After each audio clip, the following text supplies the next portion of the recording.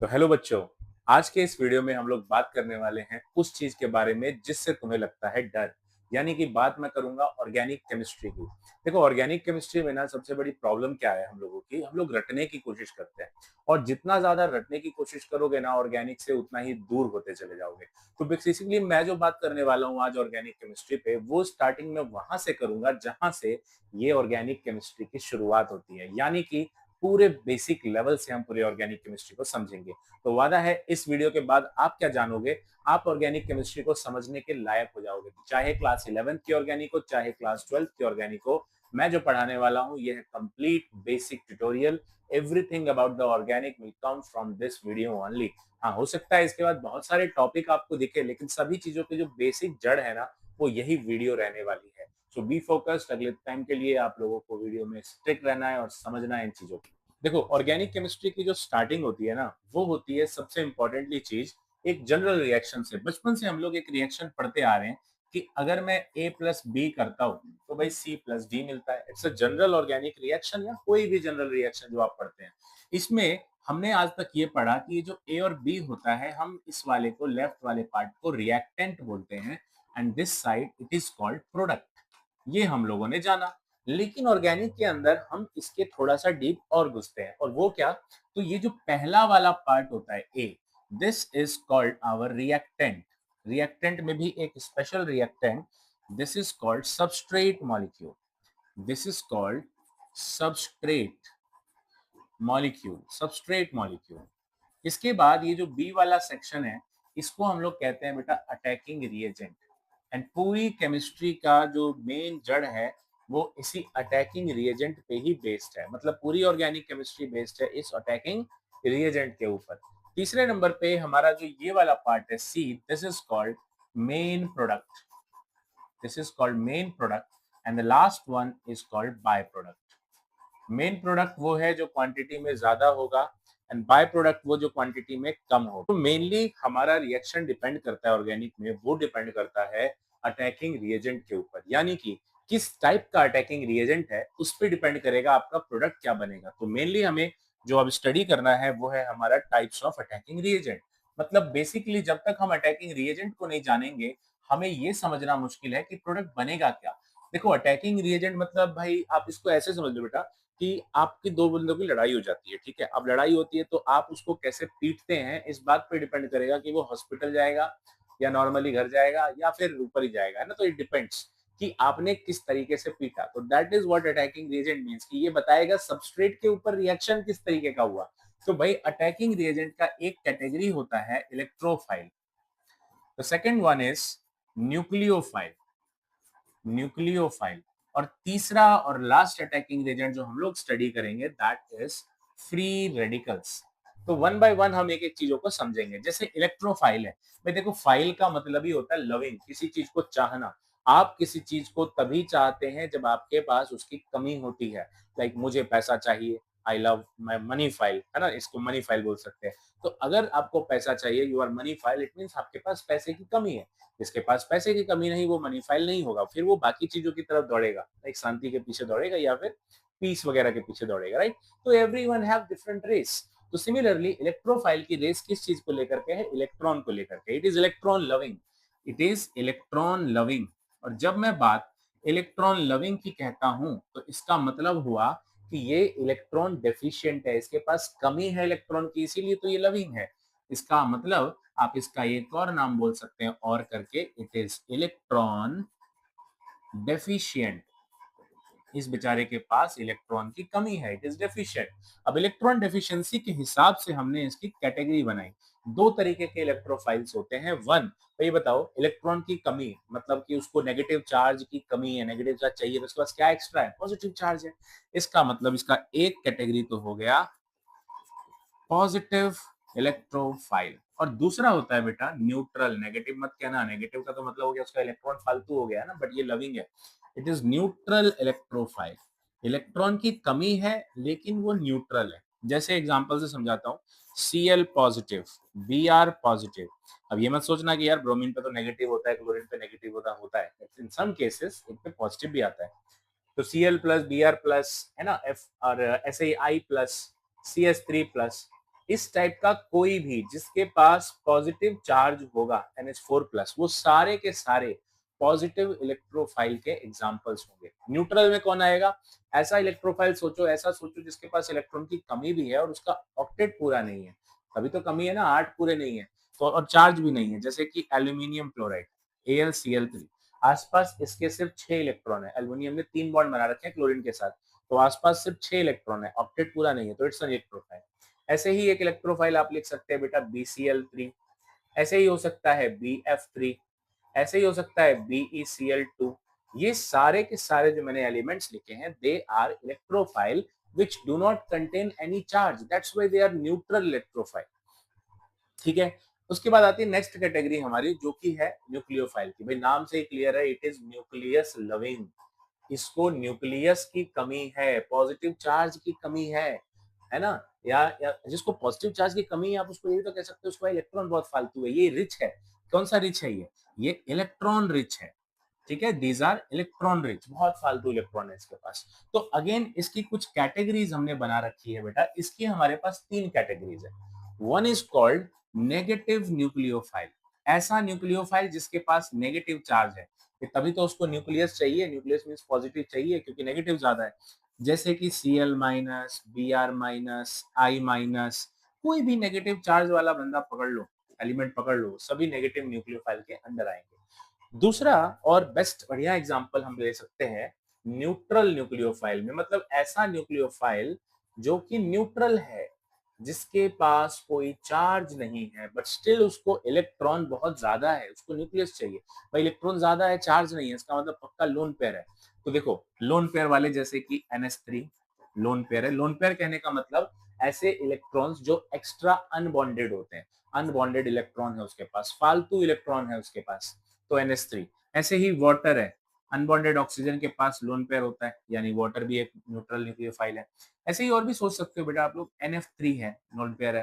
तो जो भी इलेक्ट्रॉन रिच होगा, इलेक्ट्रॉन फालतू होंगे, जैसे PCl5 10 इलेक्ट्रॉन है, SF6, IF7 है ना 14 इलेक्ट्रॉन है। इस तरीके की चीजें न्यूट्रल न्यूक्लियोफाइल के अंदर आती है। नेक्स्ट और लास्ट न्यूक्लियोफाइल आता है very special kind, ambient nucleophile. Now what is ambident nucleophile? तो एम्बिडेंट न्यूक्लियोफाइल ऐसे न्यूक्लियोफाइल होते हैं जो दोनों तरफ से अटैक कर सकते हैं। फॉर एग्जांपल के लिए समझ लो, Cn- है और एंड Nc-, ये दोनों एक ही चीज है। इसमें हो क्या रहा है, एक बार कार्बन साइड से अटैक हो रहा है, तो एक बार नाइट्रोजन साइड से अटैक हो रहा है। तो Cn- भी हो सकता है, Nc- भी हो सकता है, साइनाइड भी हो सकता है, आइसोसाइनाइड भी हो सकता है। तो ये एम्बिडेंट न्यूक्लियोफाइल का एग्जांपल है, जिसके दोनों साइड एक्टिव होते हैं, दोनों तरफ से अटैक कर सकता है। ऐसे ही एक होता है SCN एंड NCS, थायोसाइनाइड हो गया, NO2 एंड ONO, ये भी हो गया।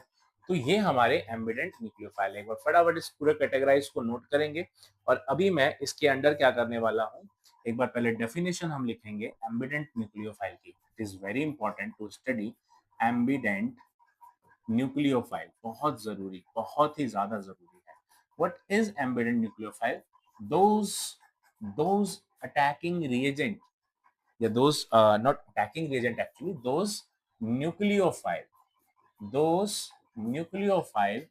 whose both sides are active, both sides are active to form bonds, bond बनाने के लिए दोनों साइड एक्टिव होते हैं, are called are called ambident, are called ambident nucleophile. इसकी एग्जांपल्स मैंने आपको 3 बताए, आप 3 ही याद रखना, Cn-, Nc-, दूसरा SCN-NCS, तीसरा NO2-ONO। यही 3 एग्जांपल हमें याद रखने हैं। ये हमारे एम्बिडेंट न्यूक्लियोफाइल के एग्जांपल हैं, ऐसे जिनके दोनों तरफ एक्टिव होते हैं। आई होप यहाँ तक आपको क्लियर होगा। चलो अब अगली बार पे आते हैं।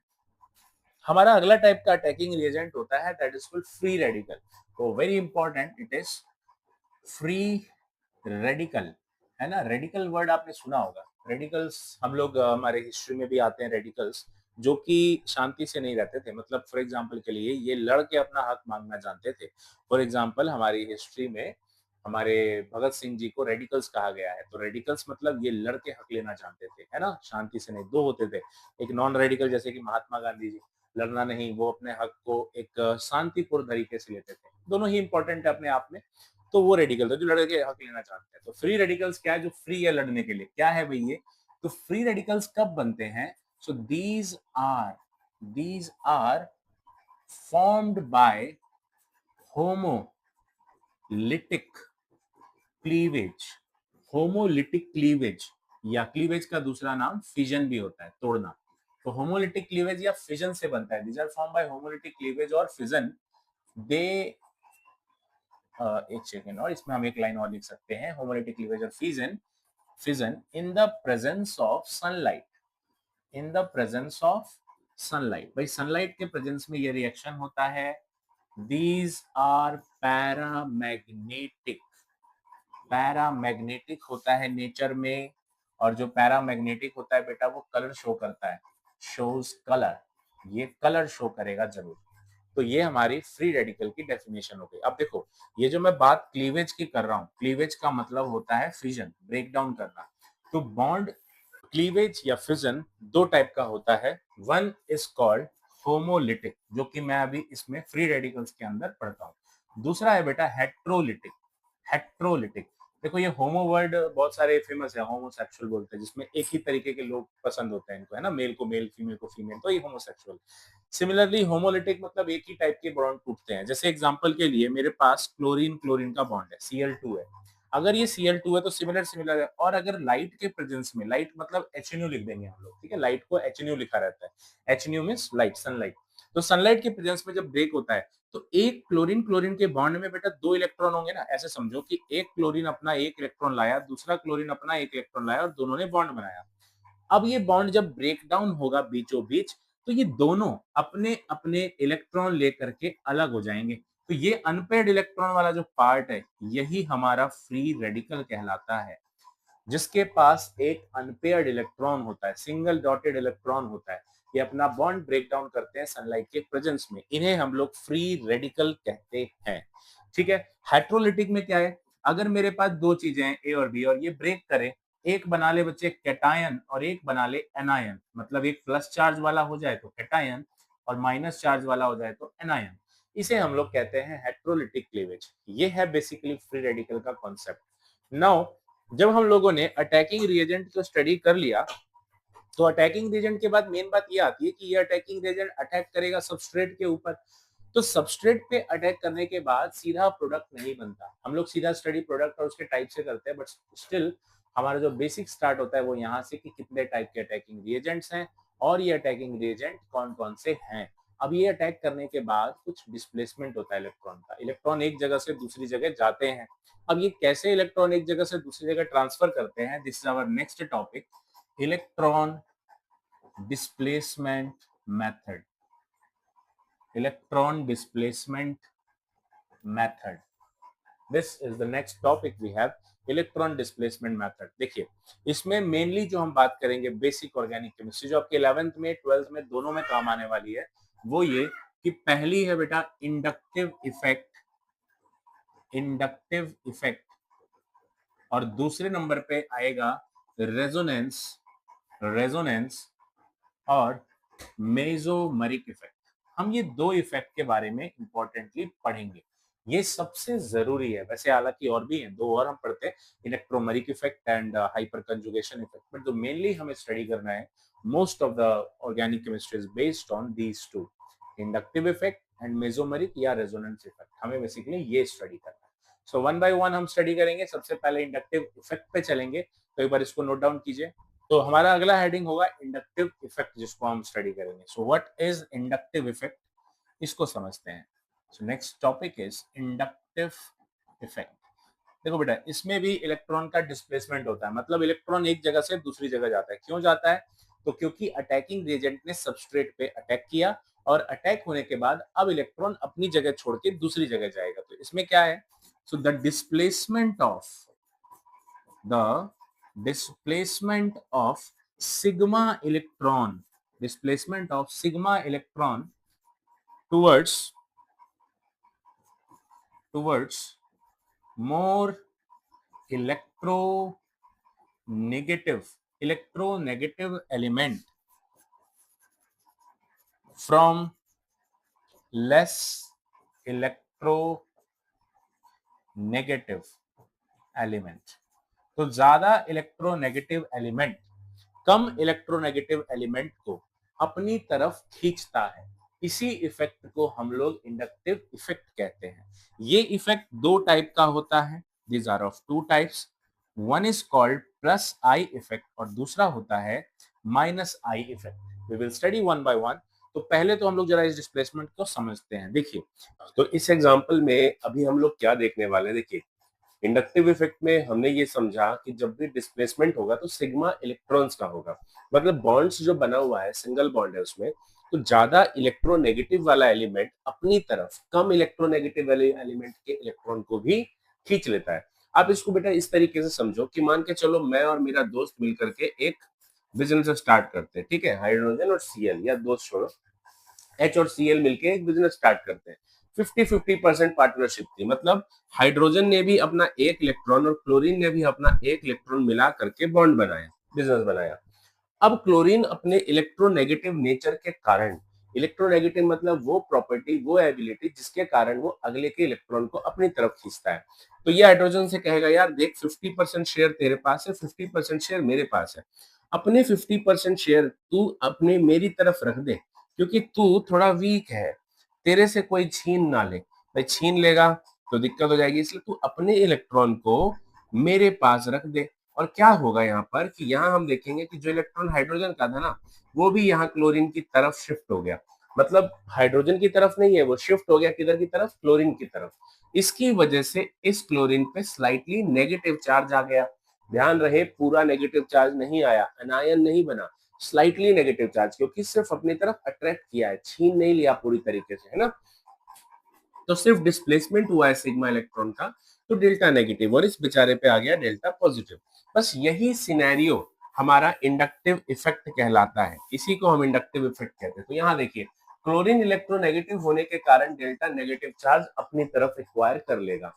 नाउ ऐसा होने से इस कार्बन पे प्लस चार्ज आ जाएगा स्लाइटली, और इसके बगल वाले पे स्लाइटली स्लाइटली पॉजिटिव, उसके बगल पे स्लाइटली स्लाइटली स्लाइटली पॉजिटिव, उसके बगल पे कुछ भी नहीं। इंडक्टिव इफेक्ट का इफेक्ट सिर्फ 3 कार्बन तक रहता है। और ये हमें यहाँ नजर आ रहा है कि जिस जगह पर Cl है उससे सिर्फ 1 2 3 तीसरे कार्बन तक इंडक्टिव इफेक्ट का काम पड़ता है। यानी कि इंडक्टिव इफेक्ट में जो डिस्प्लेसमेंट है, ये ऐसा समझ लो कि भाई हिरोशिमा पे बॉम्ब गिरा, इंडिया में पता नहीं चला, है ना, क्योंकि हम इतने दूर है। तो यही चौथा इलेक्ट्रॉन इतना दूर है कि इसको पता नहीं चलता। और इंडक्टिव इफेक्ट टोटल 2 टाइप का होता है। एक कहलाता है प्लस आई इफेक्ट, दूसरा कहलाता है माइनस आई इफेक्ट। क्योंकि इसने इलेक्ट्रॉन को अपनी तरफ छीना है, तो ये कहलाएगा माइनस आई इफेक्ट। और जहां पर बेटा इलेक्ट्रॉन डोनेट होगा उसे प्लस आई इफेक्ट बोलेंगे, ठीक है, प्लस आई इफेक्ट बोलेंगे। जैसे कि मान लो कि मेरे पास बेंजीन रिंग है और मैंने उस पे CH3 लगा रखा है। देखो, जितने भी अल्काइल ग्रुप्स होते हैं, एक स्टेटमेंट आप यहाँ पर याद रखेंगे, एक सिंपल सी लाइन में आपको दे रहा हूं याद रखने का, कि ऑल अल्काइल ग्रुप्स, जितने भी अल्काइल ग्रुप्स हैं, are electron donating group shows plus I effect, shows plus I effect. मतलब जितने भी अल्काइल ग्रुप होंगे वो सारे के सारे इलेक्ट्रॉन डोनेट करेंगे और इसे प्लस आई इफेक्ट बोलेंगे, यानी प्लस आई इफेक्ट बोलेंगे। तो CH3 है ना, इलेक्ट्रॉन डोनेट करेगा, alkyl group it is methyl, तो यानी यहाँ पर ये प्लस आई इफेक्ट शो करेगा। रेजोनेंस हम बाद में बात करेंगे, अभी सिर्फ हम इंडक्टिव की बात कर रहे हैं। तो प्लस आई इफेक्ट के अंदर CH3 जाएगा। तो ये था हमारा पॉजिटिव आई इफेक्ट। नेक्स्ट हम लोग बात करते हैं रेजोनेंस इफेक्ट की। तो हमारा नेक्स्ट टॉपिक रहेगा रेजोनेंस इफेक्ट। सो राइट डाउन हेडिंग रेजोनेंस या मेसोमेरिक इफेक्ट, रेजोनेंस इफेक्ट या मेसोमेरिक इफेक्ट, दोनों इसी के नाम है। तो फटाफट इसको नोट करेंगे। नेक्स्ट टॉपिक है रेजोनेंस इफेक्ट। देखो, रेजोनेंस इफेक्ट की एक खास बात है कि ये रेजोनेंस इफेक्ट सिर्फ कंजुगेटेड सिस्टम के अंदर होता है। सो रेजोनेंस इफेक्ट सिर्फ कंजुगेटेड सिस्टम के अंदर होता है, ठीक है। रेजोनेंस इफेक्ट की खास बात है कंजुगेटेड सिस्टम के अंदर होता है। कंजुगेटेड किसको कहते हैं? तो कंजुगेटेड कहते हैं ऑल्टरनेट सिंगल और डबल बॉन्ड। अब जैसे यहाँ देखो, single double single double single double, it's a conjugated system, ठीक है। इसी को हम बोलेंगे कि ये क्या है, कंजुगेटेड सिस्टम है। तो एक कंजुगेटेड सिस्टम के अंदर इलेक्ट्रॉन का डिस्प्लेसमेंट होना ही रेजोनेंस इफेक्ट है। अब जैसे मैंने मान लो ये बना दिया, अब इसमें क्या है, सीरीज नहीं है, सिंगल डबल डबल, सीरीज टूट गई ना, तो मैं इसको बोलूंगा कि it is a non conjugated system. तो अगर मुझे रेजोनेंस को डिफाइन करना हो, so what how can we define the displacement, the displacement of pi electron and lone pair of electron, दो चीजों का ट्रांसफर होता है, pi electron and lone pair of electron in a conjugated system, in a conjugated system is called resonance effect, is called resonance effect। तो एक conjugated system के अंदर अगर इलेक्ट्रॉन का पाई बॉन्ड का ट्रांसफर हो रहा है और लोन पेयर का ट्रांसफर हो रहा है, तो हम उसे कहते हैं कि वो रेजोनेंस इफेक्ट है। तो ये है रेजोनेंस इफेक्ट का एग्जांपल। अब एक जरा बहुत इंपॉर्टेंट, अब एक चीज और समझ लो पहले तो, कि भाई रेजोनेंस इफेक्ट जो है ना बेटा, ये भी दो टाइप का होता है। एक होता है प्लस आर इफेक्ट और एक होता है माइनस आर इफेक्ट। दो टाइप के रेजोनेंस इफेक्ट होते हैं। अब हम लोग इसको स्टडी करते हैं इन दोनों टाइप को कि क्या है। देखो मैं आपको एक बेस्ट एग्जांपल यहाँ पे समझाता हूँ। बेंजीन रिंग है मेरे पास और उस बेंजीन रिंग के ऊपर मैंने क्लोरीन लगा रखा है। क्लोरीन के पास लोन पेयर होता है ना। सबसे पहले क्या चेक करना है, क्या ये कंजुगेटेड सिस्टम है या नहीं, क्योंकि रेजोनेंस जाएगा कंजुगेटेड सिस्टम में, ये मैंने आपको डेफिनेशन में बताया। देखो चेक करो, सिंगल, यहां से शुरू कर रहा हूं, single double single double single double single, all are correct, यानी हाँ रेजोनेंस जा सकता है ना। तो रेजोनेंस इफेक्ट ये जा सकता है, इसीलिए हम यहाँ पर रेजोनेंस का डायग्राम बनाएंगे। अब देखो रेजोनेंस इफेक्ट ये जाएगा कैसे, इसको समझना। क्योंकि क्लोरीन के पास लोन पेयर है, वैसे तो क्लोरीन एक इलेक्ट्रोनेगेटिव एलिमेंट है। बेंजीन रिंग के पास जब क्लोरीन अटैच्ड था, तो बेंजीन रिंग से क्लोरीन ने बोला कि भाई ऐसा है, मुझे इलेक्ट्रॉन दे, क्योंकि मैं एक इलेक्ट्रोनेगेटिव एलिमेंट हूं, मेरा तो नेचर ही है। ये इलेक्ट्रॉन को छीनने की कोशिश करेगा, जिससे इसको हम कहेंगे कि भाई छीन रहा है, तो ये माइनस आई इफेक्ट जा रहा है, नेगेटिव आई इफेक्ट जा रहा है। लेकिन यहां पर बेंजीन रिंग इसको सजेशन देगा कि देख भाई क्लोरीन, तू भले इलेक्ट्रोनेगेटिव है, तेरे को इलेक्ट्रॉन चाहिए, लेकिन तू ये देख कि तू कंजुगेटेड सिस्टम का पार्ट है, और अगर तू रेजोनेंस चला गया तो तू स्टेबल हो जाएगा। भाई देखो रेजोनेंस इफेक्ट ना, सबसे गजब बात ये है रेजोनेंस की, कि जहां भी रेजोनेंस होता है ना, वो चीजों को स्टेबल बनाता है। दुनिया काम ही स्टेबिलिटी के लिए कर रही है। हम आज क्यों मेहनत कर रहे हैं, पढ़ाई कर रहे हैं, क्योंकि स्टेबल हो सके। मैं आपको पढ़ा रहा हूँ ताकि मैं स्टेबल हो सकूं, आप पढ़ रहे हो क्योंकि आगे जा करके आप स्टेबल हो सको, माँ बाप आपके ऊपर खर्चा कर रहे हैं क्योंकि आप स्टेबल हो सको। दुनिया में हर कोई स्टेबिलिटी चाहता है, और स्टेबिलिटी चाहना बुरी बात नहीं है। यानी कि क्लोरीन जो कि इलेक्ट्रॉन छीन रहा था, जो कि नेगेटिव आई इफेक्ट जा रहा था, अपने स्टेबिलिटी के लालच में अपने नेचर को खो देगा। यही होता है बेटा, स्टेबिलिटी के लिए आदमी अपने नेचर तक को खोने के लिए रेडी हो जाता है। तो वही यहाँ पे होगा कि क्लोरीन का नेचर है छीनने का है, लेकिन देखो क्लोरीन ना छीनना भूल जाएगा। क्लोरीन अब क्या करेगा, कहेगा ठीक है सर बेंजीन रिंग, मैं अपने इलेक्ट्रॉन डोनेट करूंगा। क्लोरीन अपना इलेक्ट्रॉन डोनेट करना स्टार्ट कर देता है, और अपने इलेक्ट्रॉन को डोनेट करेगा बेंजीन रिंग के अंदर। Displacement of loan pair of electron, और देखो पाई बॉन्ड का भी डिस्प्लेसमेंट यहाँ हो जाएगा। यानी जो नेक्स्ट स्ट्रक्चर हमें देखने को मिलता है यहाँ पर, वो कुछ ऐसा होगा कि ये वाला जो यहाँ डबल बॉन्ड था, जो यहाँ डबल बॉन्ड था, वो यहाँ लोन पेयर बन जाएगा, और जो यहाँ लोन पेयर था वो यहाँ डबल बॉन्ड क्रिएट कर देगा। क्योंकि क्लोरीन ने अपने लोन पेयर डोनेट किए हैं, तो इस पे पॉजिटिव चार्ज आएगा।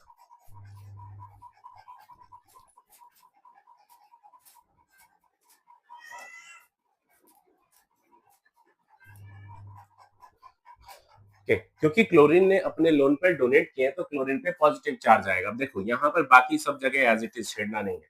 नेक्स्ट स्ट्रक्चर, लोन पेयर बनेगा बॉन्ड पेयर, और बॉन्ड पेयर बनेगा लोन पेयर। यही प्रोसेस हमने अभी पढ़ा कि कंजुगेटेड सिस्टम में डिस्प्लेसमेंट दो चीजों का होता है, लोन पेयर और पाई इलेक्ट्रॉन्स, है ना।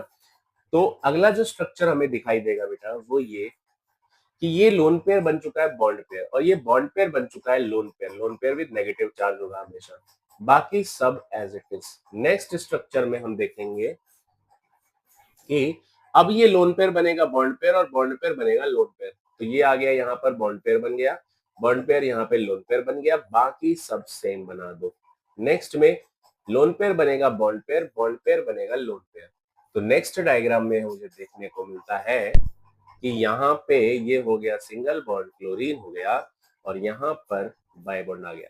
अब जरा ना इस वाले स्ट्रक्चर और पहले वाले स्ट्रक्चर में गौर करो क्या डिफरेंस है। इस स्ट्रक्चर में जो डबल बॉन्ड की पोजीशन है और उस कोने वाले स्ट्रक्चर में डबल बॉन्ड की पोजीशन देखो, दे आर डिफरेंट।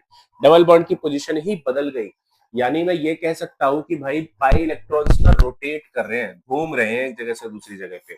और इसी ही कारण है कि हम लोग फिर क्लोरोबेंजीन के अंदर ऐसा सर्कल बना देते हैं। आपने कई जगह देखा होगा, यूट्यूब पे मोस्टली टीचर ना यही पढ़ा रहे हैं कि क्लोरोबेंजीन में बीच में गोला बना दे रहे हैं और फिर रिएक्शन कर रहे हैं। बेटा वो गलत है। ये सबसे ज्यादा स्टेबल स्ट्रक्चर होता है जिसमें हम लोग इलेक्ट्रॉन को घूमता हुआ दिखाते हैं। ये resonance diagram, it is resonance hybrid. ये रेजोनेंस हाइब्रिड है, ये स्टेबल है और स्टेबल वाले कभी रिएक्शन नहीं करते। यार अगर मेरे को आज स्टेबिलिटी मिल गई तो मैं क्यों काम करने जाऊंगा, है ना। ये सिंपल सा फंडामेंटल समझ लेना कि आज हम मेहनत कर रहे हैं बिकॉज हमें स्टेबिलिटी चाहिए। Once we get stable we will not do work. Inert gases क्यों नहीं वर्क करते, इनर्ट गैसेस क्यों नहीं रिएक्ट करते, स्टेबल होते हैं, स्टेबल होते हैं, नोबल गैस होते हैं। वैसे ही रेजोनेंस में क्लोरोबेंजीन जब रेजोनेंस जाता है तो लास्ट में रेजोनेंस हाइब्रिड बना के स्टेबल हो जाता है। इट इज हाईली स्टेबल और we can say most stable structure. इसी के इलेक्ट्रॉन के घूमने को हम लोग बोलते हैं बच्चों delocalization of pi electron. Pi electron का डीलोकलाइजेशन हुआ है, चारों तरफ घूमा है। तो ध्यान रखना आगे से कभी भी रिएक्शन में ना, कोई भी बेंजीन रिंग का स्ट्रक्चर हो, बीच में गोला बना के रिएक्शन नहीं करोगे। बीच में गोला तभी बनता है जब वो स्टेबल होता है, स्टेबल रिएक्शन नहीं करते। तो यहाँ पर मैं एक गौर करने वाली चीज आपको बताना चाहता हूँ। क्लोरोबेंजीन ने माइनस आई इफेक्ट जाता, लेकिन देखो इलेक्ट्रॉन डोनेट करना शुरू कर दिया, नेचर के अगेंस्ट चला गया। जिस बंदे का नेचर छीनना था वो दान करना शुरू कर दिया। जैसे ही उसको पता लगा दान करने से स्वर्ग जाते हैं, तो इसको जैसे ही पता लगा क्लोरोबेंजीन को कि भाई दान करने से मैं रेजोनेंस चला जाऊंगा, तो इसने इलेक्ट्रॉन डोनेट करना शुरू कर दिया। भाई दान करना अच्छे आदमी की निशानी है, पॉजिटिव आदमी की निशानी है, तो it is plus are effect. ध्यान रखना, जो दान करे, जो अपने से दूर इलेक्ट्रॉन को ले जाए, तो वो अच्छा आदमी, अच्छा मतलब पॉजिटिव, पॉजिटिव मतलब प्लस आर इफेक्ट। तो कई बार ऐसा सवाल आ जाए कि भाई क्लोरोबेंजीन में कौन सा इफेक्ट है, तो रेजोनेंस का प्लस आर इफेक्ट है, क्योंकि ये डोनेट कर रहा है, दूर जा रहा है, प्लस आर। कोई छीनेगा तो माइनस आर। दूसरी बात जो गौर करने की चीज है, यहाँ पर प्लस आर इफेक्ट था। मुझे इस स्ट्रक्चर को देखकर बताओ नेगेटिव चार्ज कहां कहां पर आया। अच्छा देखो, चार्जेस के बारे में जब बात करूं, कोई भी बेंजीन रिंग होता है जब, तो कोई भी बेंजीन रिंग में हमारे पास कुल मिला के पोजिशंस होती है। जैसे ये हमारे पास है, मान लो यहाँ पर कुछ जुड़ा हुआ है, तो इस ग्रुप के जस्ट बगल वाला इस पोजीशन को हम लोग ऑर्थो पोजीशन बोलते हैं। तो जो फंक्शनल ग्रुप आपने लगा रखा है उसके जस्ट बगल वाला ऑर्थो होता है। फंक्शनल ग्रुप के ठीक अपोजिट वाला पैरा होता है। और ऑर्थो के बगल वाला मतलब फंक्शनल ग्रुप के एक को छोड़ के दूसरा, एक को छोड़ के दूसरा, इसे बेटा हम मेटा बोलते हैं। इसे हम क्या बोलते हैं, मेटा बोलते हैं। So there are three positions in a benzene ring, ortho, meta, para. तो कुल मिला के मुझे बताओ, प्लस आर इफेक्ट आपने ऊपर एग्जांपल देखा, नेगेटिव चार्ज कहां कहां पर डेवलप हुआ। देखो एक तो यहां हुआ ऑर्थो पे, फिर यहां हुआ पैरा पे, फिर यहां हुआ ऑर्थो पे। यानी देखें तो ऑर्थो और पैरा पोजीशन पे नेगेटिव चार्ज डेवलप हो गया। इसीलिए प्लस आर इफेक्ट को ऑर्थो पैरा डायरेक्टिंग कहते हैं, ऑर्थो पैरा डायरेक्टिंग कहते हैं, या एक्टिवेटिंग ग्रुप कहते हैं। एक्टिवेटिंग ग्रुप, तो व्हाट एक्टिवेटिंग मींस, बेटा वो एक्टिवेट हो गया। एक्टिवेट यूं हो गया कि उसके पास नेगेटिव चार्ज है, अब उसको प्लस चार्ज चाहिए, वो अटैक करेगा। पॉजिटिव कौन होता है, हमने पढ़ा था कौन सा अटैकिंग रिएजेंट पॉजिटिव होता है। भाई पॉजिटिव अटैकिंग रिएजेंट होता है इलेक्ट्रोफाइल। यहाँ मैंने आपको बताया था इलेक्ट्रोफाइल में इलेक्ट्रॉन लविंग पॉजिटिव इलेक्ट्रोफाइल जितने थे, पॉजिटिव वाले देखो Cl प्लस, Br प्लस, ये सारे पॉजिटिव इलेक्ट्रोफाइल थे। तो जैसे ही बेंजीन रिंग पे नेगेटिव चार्ज डेवलप हुआ, वो क्या करेगा, पॉजिटिव चार्ज को अट्रैक्ट करना शुरू करेगा। इसी कारण से प्लस आर इफेक्ट जो है, ये सभी इलेक्ट्रोफाइल को अटैक करते हैं। And that's why benzene ring benzene ring always undergoes always undergoes electrophilic electrophilic substitution reaction, electrophilic substitution reaction. तो ये कुल मिलाकर कुछ बातें हैं रेजोनेंस में जो हमें पता होनी चाहिए। मैं एक बार और रिपीट करता हूं, जब भी प्लस आर इफेक्ट होगा, इलेक्ट्रॉन दूर जाएगा, डोनेट करेगा, तो प्लस आर इफेक्ट है। प्लस आर इफेक्ट में नेगेटिव चार्ज ऑर्थो और पैरा पे इंड्यूस हुआ, इसीलिए ऑर्थो पैरा डायरेक्टिंग हो गया। इसकी वजह से बेंजीन रिंग एक्टिवेट हुआ to react with electrophile, that's why it is called activating group. और क्योंकि नेगेटिव चार्ज ऑर्थो पैरा पे डेवलप हुआ तो वो पॉजिटिव को अट्रैक्ट करेगा, इसीलिए कहते हैं कि benzene ring always undergoes electrophilic substitution reaction. Electrophilic reaction जाएगा, हम जो भी पढ़ेंगे ना क्लास 11th में चाहे 12th में, बेंजीन का रिएक्शन हम हमेशा देखेंगे कि एक इलेक्ट्रोफाइल ही बेंजीन पे अटैक करता है। बहुत रेयर ही कंडीशन है जहां पर न्यूक्लियोफाइल अटैक करेगा, या जबरदस्ती करनी पड़ेगी। जैसे कि एक प्रोसेस है डॉज प्रोसेस, जबरदस्ती करनी पड़ती है डॉस प्रोसेस में, क्लास 12th में पढ़ेंगे हम लोग, स्टडी करेंगे। तो जबरदस्ती रिएक्शन करना पड़ता है वेरी हाई टेम्परेचर प्रेशर पे, क्योंकि बेंजीन रिंग ऐसे तो जाएगा नहीं। भाई मैं काम करूंगा नहीं जब तक तुम मुझ पे जबरदस्ती नहीं लाद दोगे। अगर मैं स्टेबल हूं तो मैं काम क्यों करूं, मैं तभी करूंगा जब कोई मेरी मजबूरी होगी, राइट और नॉट। तो ये चीज आपको यहाँ पर समझना होगा। अब मैं एक एग्जाम्पल नेगेटिव आर इफेक्ट का उठाता हूँ। देखो माइनस आर इफेक्ट का एक एग्जाम्पल उठाते हैं समझने के लिए। अगर मेरे पास बेंजीन रिंग है और इसके ऊपर मान के चलो बेटा मैंने लगा दिया NO2, ठीक है, nitrobenzene, this is called nitrobenzene. अब ध्यान से देखो भाई, nitrogen is an electronegative element, लेकिन उसका भी बाप उसके ऊपर बैठा है ऑक्सीजन। ऑक्सीजन ज्यादा इलेक्ट्रोनेगेटिव है पूरे पीरियोडिक टेबल में। Fluorine is the most electronegative, उसके बाद ऑक्सीजन, फिर नाइट्रोजन। कहते हैं फोन, फोन जो होता है ना, FON, phone, phone is the most electronegative element in the entire periodic table. So that's why यहां पर मुझे दिख रहा है नाइट्रोजन इलेक्ट्रोनेगेटिव है, लेकिन उससे भी ज्यादा ऑक्सीजन है। तो ये ऑक्सीजन इलेक्ट्रॉन अपनी तरफ छीनेगा। ऐसा करने से नाइट्रोजन पे प्लस चार्ज आ जाएगा, क्योंकि इसके इलेक्ट्रॉन चले गए। भाई नाइट्रोजन है तो विलन ही ना। भाई किसी विलन को हीरो का रोल दे दोगे ना तो विलन को बिल्कुल नहीं पसंद, ठीक है। विलन हमेशा अपने आप को विलन ही चाहता है रहे, हीरो नहीं बनना चाहता। तो अमरीश पुरी को अगर हीरो का रोल दे दोगे तो फिल्म फ्लॉप ही होगी, है ना। सो दैट्स व्हाट यहाँ पे वही होगा। नाइट्रोजन पे पॉजिटिव चार्ज आते ही नाइट्रोजन का दिमाग खराब होगा और वो बेंजीन से कहेगा भाई फटाफट इलेक्ट्रॉन दे और मेरे प्लस चार्ज को गायब कर। तो यहां देखो छीन रहा है अपनी तरफ, that's why it is minus R. ये छीन रहे हैं जो ग्रुप है अपनी तरफ। तो नेक्स्ट में क्या होता है, नेक्स्ट स्ट्रक्चर इसका, तो हम यहाँ देखते हैं भाई अगले स्ट्रक्चर में ये बॉन्ड चला गया यहाँ पर, तो यहाँ ऊपर तो डबल बॉन्ड आ गया।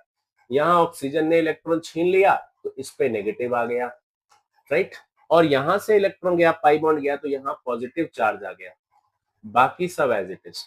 अब अगला स्ट्रक्चर क्या होगा, ये पाई बॉन्ड यहाँ शिफ्ट होगा, ठीक है। देखो अब अगला स्ट्रक्चर में हम यहाँ देखेंगे बेटा कि इस जगह पर ये पाई बॉन्ड यहाँ चला गया तो यहाँ डबल बॉन्ड आ गया और यहाँ पॉजिटिव चार्ज डेवलप हो गया। बाकी सब अपनी जगह एज इट इज लिख लो। नेक्स्ट, अब ये बॉन्ड पेयर यहाँ जाएगा, बॉन्ड बनेगा। और अगला स्ट्रक्चर हम देखते हैं कि ये सब अपनी जगह, यहां पर से यहां गया तो यहां बॉन्ड बन गया, बाकी सब यहां पॉजिटिव चार्ज आ गया। यहां तक समझ में आया। अब अगले स्ट्रक्चर में हम देखेंगे वापस से ये वाला बॉन्ड यहां आएगा और ये वाला बॉन्ड वापस ऑक्सीजन कर देगा। कुल मिला के ना घूमना, इलेक्ट्रॉन को घुमाना ही है। भाई मेरे ऊपर लोन है, अगर देखो आजकल ना बहुत इंपॉर्टेंट वो चल रहा है, रील आती है इंस्टाग्राम पे क्रेडिट कार्ड का प्लस्तर करते हुए। मान लो आपने क्रेडिट कार्ड लिए, आपके पास 2 क्रेडिट कार्ड है, आपने एक पे परचेज कर लिया पूरा, तो अब आप उसको उसका भरना है और आपके पास पैसे नहीं, तो आप दूसरे क्रेडिट कार्ड से निकाल के पहले वाले में डाल देते हो, तो वो आपको उस समस्या से तो बचा लेता है। फिर नेक्स्ट मंथ आप उससे निकाल के इसको भर देते हो। तो कुल मिलाकर ये घुमाते रहो तो अपनी टेंशन कम रहेगी, अपने को भरना नहीं पड़ेगा। ये स्टेबिलिटी ही तो हो रही है।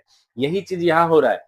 इलेक्ट्रॉन अपनी जगह से दूसरी जगह, दूसरी से तीसरी, ये घुमा रहे हैं। घुमाने की वजह से स्टेबिलिटी यहाँ पर आ रही है, बच रहे हैं लोग।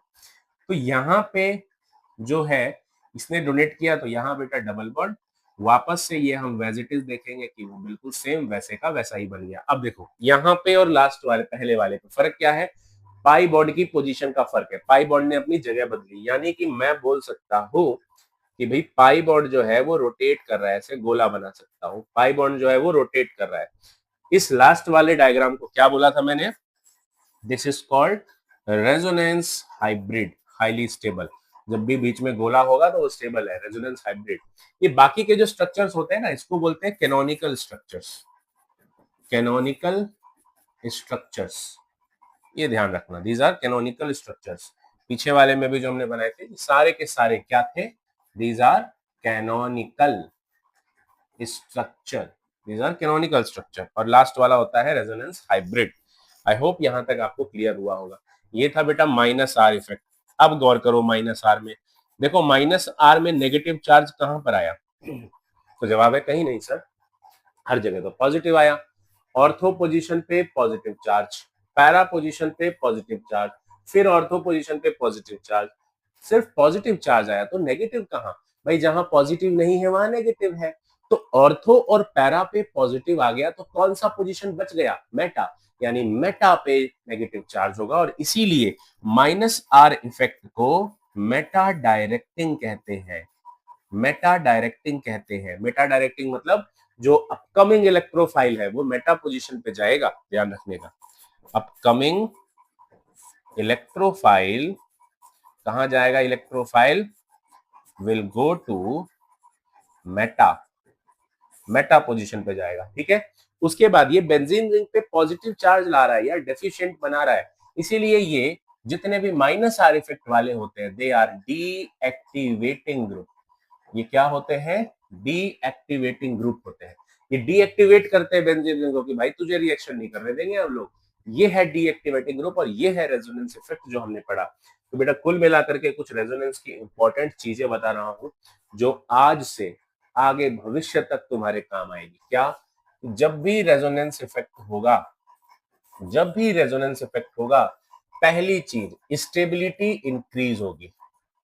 स्टेबिलिटी क्या होगी, इंक्रीज होगी, भाई स्टेबिलिटी बढ़ेगी। अच्छा ये बताओ मेरे को, स्टेबिलिटी बढ़ेगी तो एनर्जी क्या होगी, इनवर्स रिलेशन होगा। कैसे, एक छोटे बच्चे के पास बहुत ज्यादा एनर्जी होती है, बहुत कूदता फिरता रहता है इधर उधर इधर उधर, क्योंकि उसके पास स्टेबिलिटी नहीं है, वो बचपन में स्टेबल नहीं है, वो माँ बाप पे डिपेंडेंट है।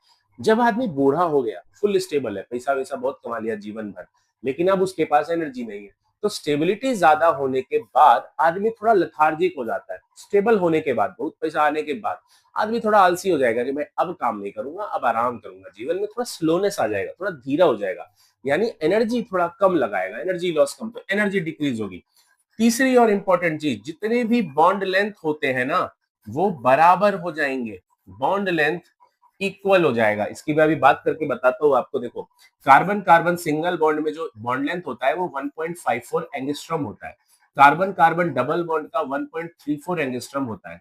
कार्बन कार्बन ट्रिपल बॉन्ड का 1.20 एंगस्ट्रॉम होता है। जैसे जैसे डबल बॉन्ड या बॉन्ड बढ़ रहा है, बॉन्ड लेंथ डिक्रीज कर रहा है। अब यही सवाल केक्यूल के मन में था जिसने बेंजीन रिंग का स्ट्रक्चर बनाया कि यार यहाँ पे सिंगल डबल दोनों है, यहाँ सिंगल है तो यहाँ 1.54 एंगस्ट्रॉम होना चाहिए, यहाँ डबल है तो 1.34 एंगस्ट्रॉम होना चाहिए, यहाँ सिंगल है तो फिर 1.54 होना चाहिए। लेकिन केक्यूल क्या देखता है कि ये जो बेंजीन रिंग में दो अलग अलग बॉन्ड है, चाहे सिंगल है चाहे डबल है, इन सभी का बॉन्ड लेंथ बराबर था और वो था 1.39 एंगस्ट्रॉम, ऑल आर इक्वल, चाहे वो सिंगल है चाहे डबल है। इसी का जवाब रेजोनेंस ने दिया।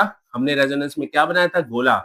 गोला का मतलब सारे कैरेक्टर बराबर हैं, all single and double bonds are equal, तो रेजोनेंस हमेशा बॉन्ड लेंथ को इक्वल करता है, जैसे कि 1.39 एंगस्ट्रॉम बनाया।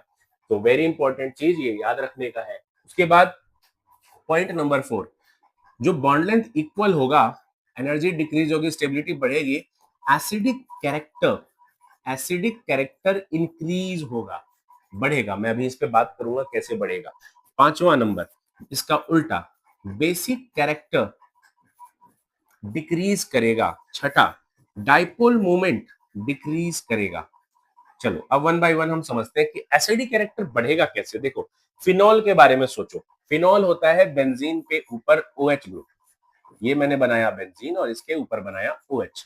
क्या ये कंजुगेटेड सिस्टम है, तो जवाब है सर नहीं है। वाई, देखो सिंगल सिंगल डबल, दो सिंगल लगातार आ गए, it's not a conjugated, alternate होना चाहिए था ना सिंगल डबल। तो ये ऑक्सीजन को बेंजीन रिंग कहेगा कि भैया देखो ऑक्सीजन भैया, अगर आप अपने H+ को हटा दोगे ना तो आप एक कंजुगेटेड सिस्टम बन जाओगे, और एक बार अगर आप कंजुगेटेड बन गए तो आप रेजोनेंस जा सकते हो जो आपको स्टेबल करेगा। भाई स्टेबिलिटी के लिए कुछ भी करेगा आप, यानी कि ऑक्सीजन जो कि एक इलेक्ट्रोनेगेटिव एलिमेंट था, जो कि बेंजीन से छीनने आया था, उल्टा अपने ही हाइड्रोजन को भगा देगा, H+ निकल जाएगा और O- आ जाएगा।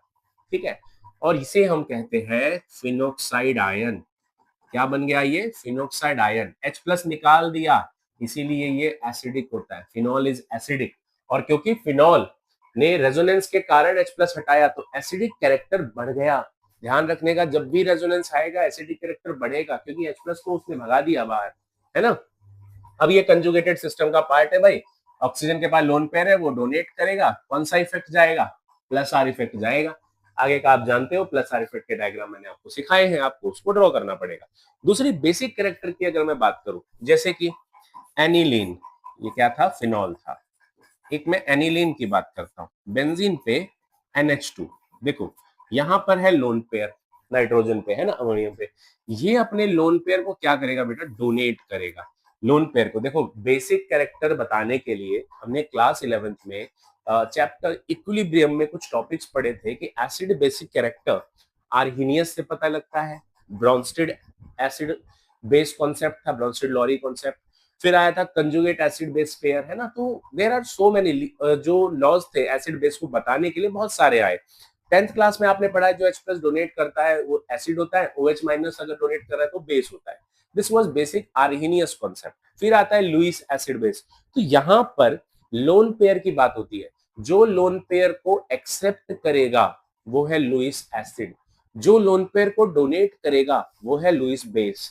तो यहाँ पर बच्चे लोन पेयर को डोनेट करने वाला बेसिक कैरेक्टर है। अब देखो यहाँ पर जवाब आता है, तो ये लोन पेयर है तो ये बेस होना चाहिए ना यार। देखो मैं कंपेयर अगर करूं, मेरे पास CH3 CH2 NH2 है, इथाइलमाइन, ठीक है, दिस इज कॉल्ड इथाइलमाइन, और ये एनिलीन। मेरे पास सवाल आया दोनों में से कौन ज्यादा बेसिक है, तो कुल मिला के मुझे ये देखना है कि कौन लोन पेयर ज्यादा डोनेट कर सकता है। तो यहाँ देखो, इसके पास लोन पेयर था, ये डोनेट करने जा रहा था, पीछे अल्काइल ग्रुप बैठा है। मैंने अभी आपको बताया था जितने अल्काइल ग्रुप्स होते हैं they are electron donating group. ये इसको डोनेट करेंगे, जिसकी वजह से अगर ये 2 लोन पेयर यानी 2 लाख, मान लो ये 2 लाख डोनेट करने जा रहा था, पीछे से इथाइल ने बोला यार प्लस 1 लाख हमारा भी ले जा और 3 लाख डोनेट कर दे। यार बाहर डोनेट कर रहा है तो बेसिक कैरेक्टर बढ़ा। लेकिन जरा यहाँ देखो, इसके पास जो लोन पेयर था नाइट्रोजन के पास, उसने बेंजीन रिंग को दे दिया। यार बेंजीन रिंग तो इसी के ग्रुप का मेंबर है, NH2 तो खुद बेंजीन से जुड़ा हुआ है, अपने परिवार को दे रहा है। अगर मेरे भाई को मैं पैसा दे रहा हूं तो वो लोन पेयर डोनेट नहीं आएगा, उसको दान करना थोड़ी बोलेंगे, वो तो मेरी फैमिली में यूज हुआ। दान वो होता है जिससे आपका कोई रिलेशन नहीं है और आपने उसको डोनेट कर दिया, आपने उसको दे दिया, उसे दान कहते हैं, है ना, जिसमें कोई लालच ना हो किसी दूसरे से, उसको दान कहते हैं। लेकिन यहाँ पर क्या हो रहा है, NH2 नाइट्रोजन लोन पेयर को अपने ही ग्रुप को डोनेट कर रहा है, अपने ही भाई को डोनेट कर रहा है, तो बेसिक कैरेक्टर बढ़ा नहीं, घट गया। इसीलिए आउट ऑफ एनिलीन इथाइलमाइन, इथाइलमाइन ज्यादा बेसिक होगा, एनिलीन कम होगा, कि डोनेट लोन पेयर का अपने ही ग्रुप में कर रहा है। और इसी से मैं कह सकता हूं कि रेजोनेंस जो होता है वो हमेशा बेसिक कैरेक्टर को डिक्रीज करता है। अब बात आती है डाइपोल मोमेंट कैसे डिक्रीज होता है। देखो डाइपोल मोमेंट का मतलब है कि इलेक्ट्रॉन का मूवमेंट। वैसे लोन बेसिकली मान लो मेरे ऊपर अगर 10 लाख का लोन है और मेरे दोस्तों को मैं बोलूं ऐसा कर, इस 10 लाख में से 2 लाख तू भरेगा, 2 लाख तू भरेगा, 2 लाख तू भरेगा, यार मेरा तो लोन घट जाएगा ना। यही सेम हो रहा है रेजोनेंस के अंदर। जो नेगेटिव चार्ज, देखो यहाँ पर इसमें देखो, जो नेगेटिव चार्ज मेरे पास था, मैंने डोनेट कर दिया अपने दोस्त को, उसने डोनेट कर दिया अगले दोस्त को, तो आप अपने लोन पेयर को, अपने लोन को घुमाए जा रहे हो इधर उधर इधर उधर। तो इससे क्या होगा, मेरा लोन घटेगा, मेरा डाइपोल मोमेंट डिक्रीज करेगा। और यही चीज यहाँ पर रेजोनेंस के अंदर डाइपोल मोमेंट को डिक्रीज करता है। तो ये था रेजोनेंस की बातें जो हमें समझनी थी बहुत ही इंपॉर्टेंट तरीके से। आई होप आपको ये चीज क्लियर हुई होगी। यहां तक हमने अपने रेजोनेंस, अपने रिएक्शन के काफी सारे पॉइंट समझ लिए हैं।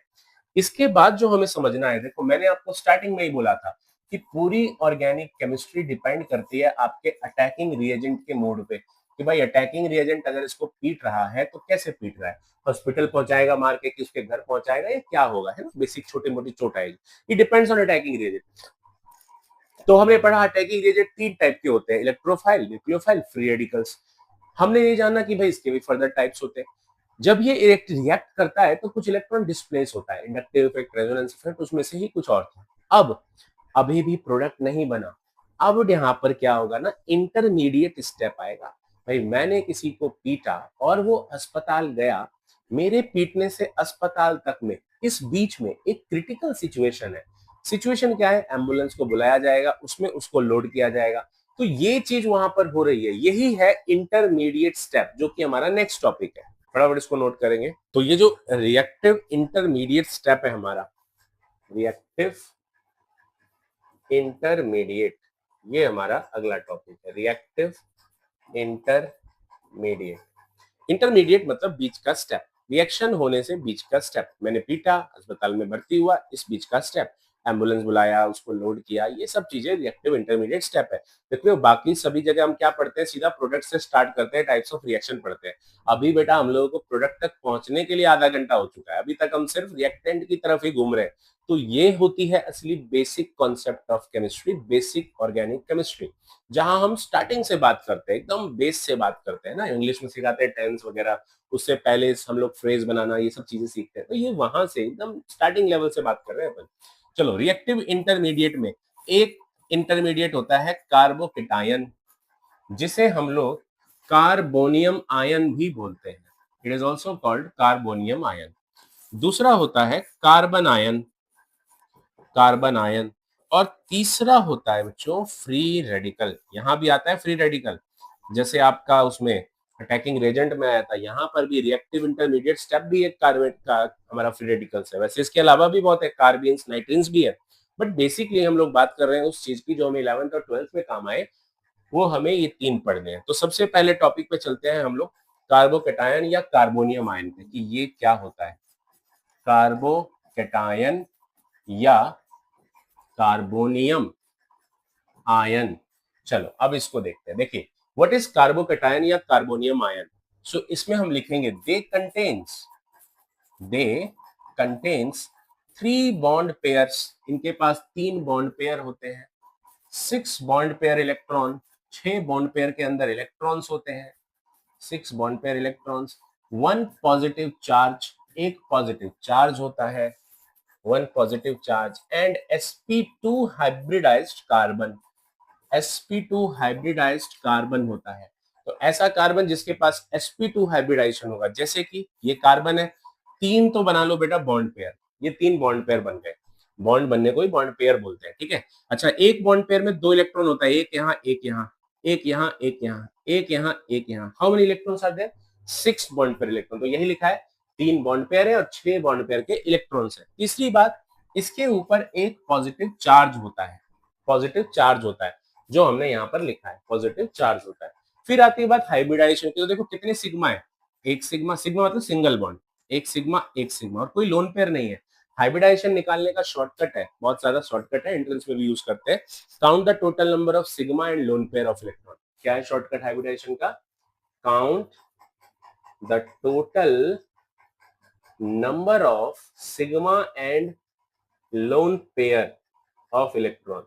तो यार 3 सिग्मा है, लोन पेयर है ही नहीं, 3 है तो आप 3 ऑर्बिटल्स भरोगे, एक s के 2 p के, तो sp2 हाइब्रिडाइजेशन होता है। कार्बोकेटायन हमारे पास टोटल 4 तरीके के होते हैं।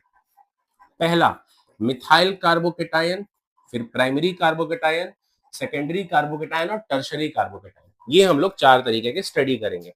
अब देखो मैं इसमें चारों तरफ के बना रहा हूँ कि कैसे होते हैं। देखिए सबसे पहले methyl free radical.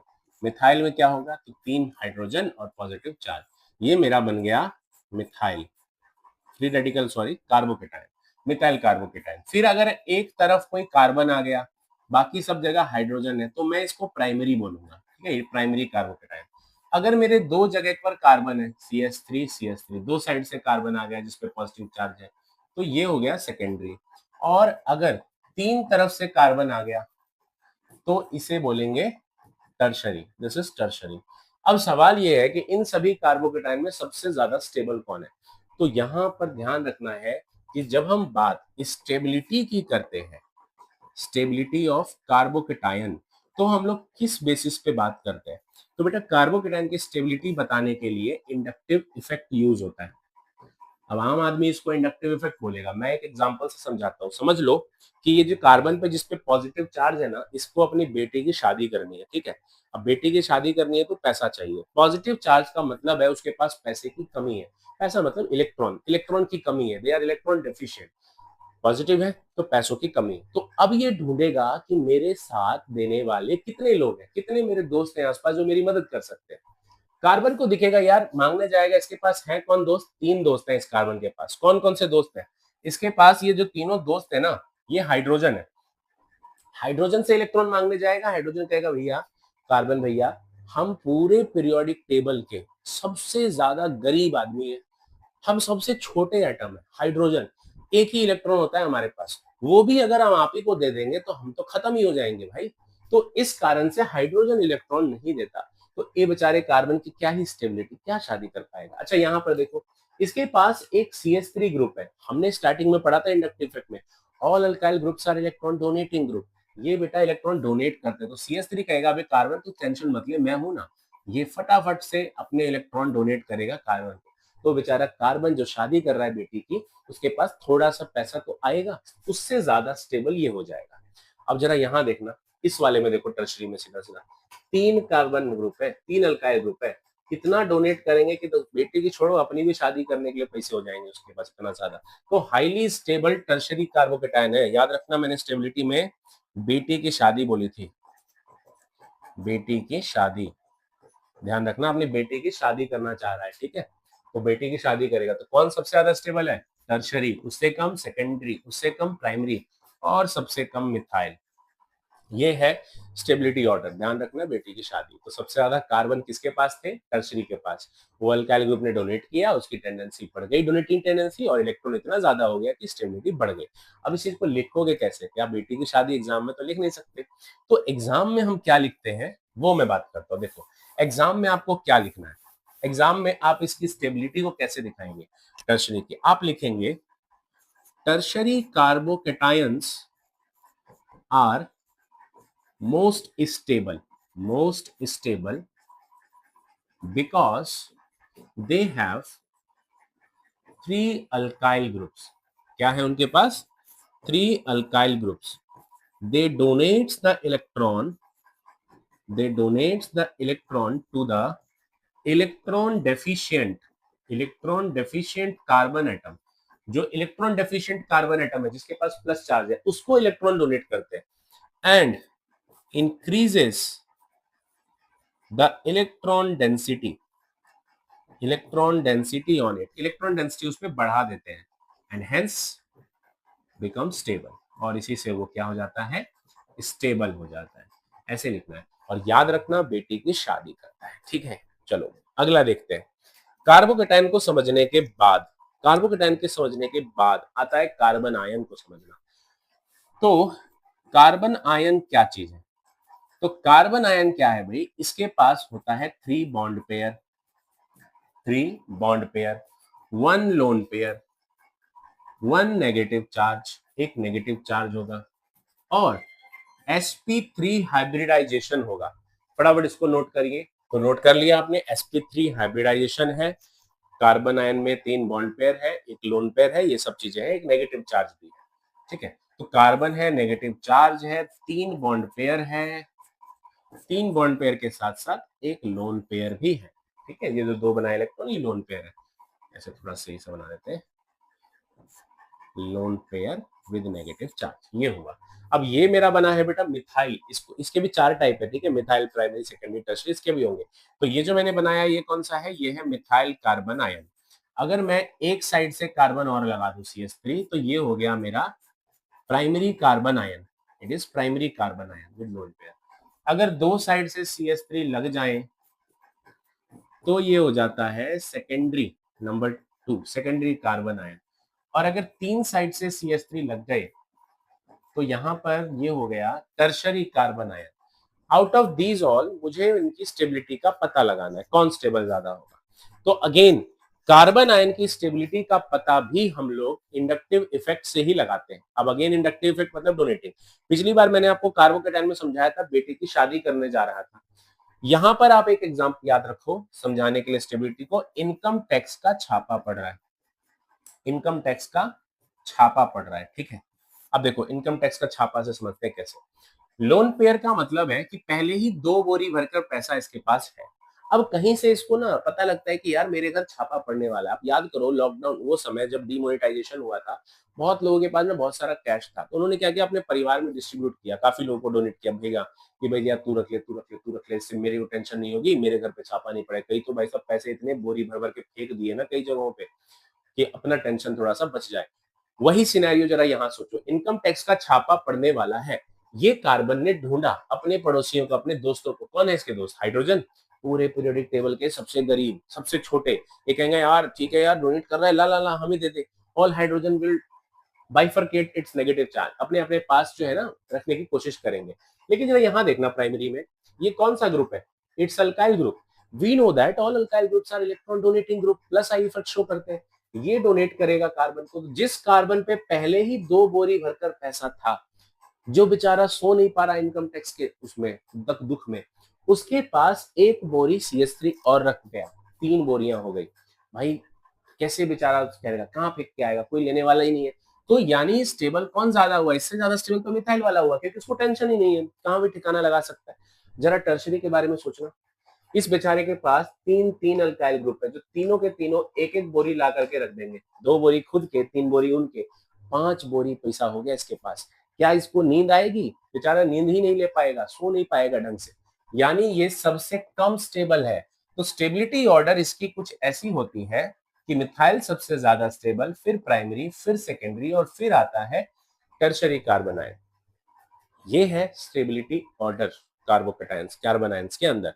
I hope आपको ये क्लियर होगा। ध्यान रखना है कि कार्बन आयन की स्टेबिलिटी इनकम टैक्स के छापे से ध्यान रखते हैं, ठीक है। तो ये आप फटाफट नोट करें। अब हम चलते हैं तीसरे पे। थर्ड हमारा क्या है? फ्री रेडिकल्स की स्टेबिलिटी। देखो फ्री रेडिकल्स क्या होता है? फ्री रेडिकल डेफिनेशन हम पहले ही पढ़ चुके हैं फ्री रेडिकल्स की। जो हमने पहले डेफिनेशन पढ़ी थी फ्री रेडिकल की, वही डेफिनेशन बेटा यहां भी आएगी। सेम टू सेम डेफिनेशन आपको लिखनी है। क्या है definition? These are formed by homolytic cleavage और फिजन से बनता है in the presence of sunlight, सूरज की रोशनी के प्रेजेंस में होता है। These are paramagnetic in nature. Paramagnetic होते हैं क्योंकि अनपेयर्ड इलेक्ट्रॉन होता है, सिंगल इलेक्ट्रॉन है, डॉटेड फॉर्म में देखो यहाँ डॉट इलेक्ट्रॉन है, तो इसलिए ये क्या होता है? अनपेयर्ड इलेक्ट्रॉन होता है इसके पास, तो ये ज्यादा पैरामैग्नेटिक होता है। अब जरा समझो यहाँ पे, अगेन ये भी बेटा 4 तरीके के हैं। पहले नंबर पे जिसपे सारे हाइड्रोजन्स हैं और एक अनपेयर्ड इलेक्ट्रॉन है, ये है मेरा मिथाइल फ्री रेडिकल, ठीक है। अगर एक तरफ CS3 है, बाकी जगह हाइड्रोजन हाइड्रोजन है और इसके पास एक लोन, एक सिंगल इलेक्ट्रॉन, तो इट इज प्राइमरी। ऐसे ही अगर 2 साइड से CS3 है अनपेयर्ड इलेक्ट्रॉन के साथ, तो ये मेरा सेकेंडरी। और अगर 3 साइड से आ गया, 3 साइड से आ गया, तो ये बन गया टर्शरी। अब कहो भाई इसकी स्टेबिलिटी कैसे देखें? तो इसकी स्टेबिलिटी इंडक्टिव इफेक्ट से नहीं देखनी, इसकी स्टेबिलिटी आपको देखनी होगी अल्फा हाइड्रोजन से। Know what is alpha hydrogen?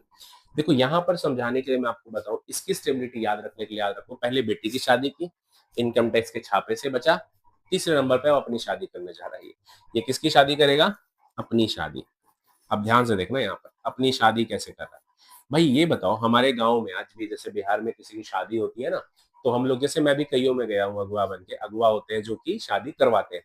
तो यहाँ अगुआ की रिस्पॉन्सिबिलिटी क्या होती है कि दोनों परिवारों को मिलाना, उनकी भी जो भी प्रॉब्लम्स है सॉल्व करना और शादी बढ़िया ढंग से हो जाए, ये चीज का खासा ध्यान रखना।